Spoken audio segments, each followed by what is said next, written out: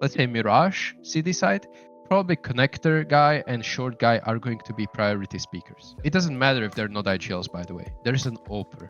And we had a rule that if AWPER has... How's the relation between the AWPER, CT or T side, with the IGL? What the AWPER can or should do? Who sets how the AWPER is going to play?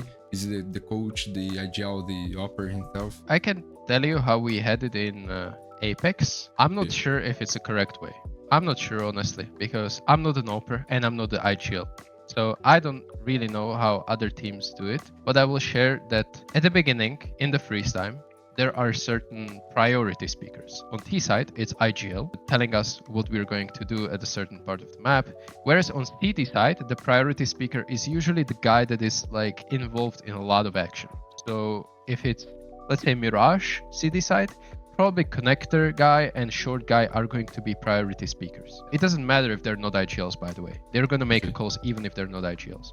For Inferno, it's going to be banana players who are going to be like kind of mini IGLs of their side because they need to take banana. It's much more comprehensive part of the map compared to, let's say, middle or apps, right? So you don't need to talk as much there.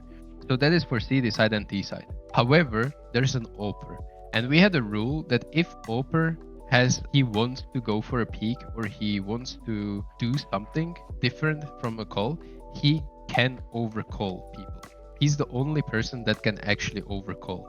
And that means that if the call is made and there's still like 7 seconds left in the freeze time, AWPER can still do something that he can organize himself. He obviously shouldn't do it like 1 second left in the freeze time or something, or during the round. That's kind of weird. We had this rule that AWPER can go for peaks. If we call for a default and AWPER says, okay, I'm gonna do peak here and then I will go back to the default position. Sure, go do it. You have most expensive and best weapon in the game. You should definitely try to go for openings if it allows you to do it. AWPERs, they need to have certain freedom in certain maps. I feel like, for example, Ancient D side, there's very little freedom that you can give to an AWPER. It's very hard to get opening duels and like fair fights as an AWP. But on the other hand, I can definitely see Mirage, for example, being a great. You can go into a palace to go for a peek. You can go into slope to get boosted. You can peek window. You can peek underground. You can peek B apps.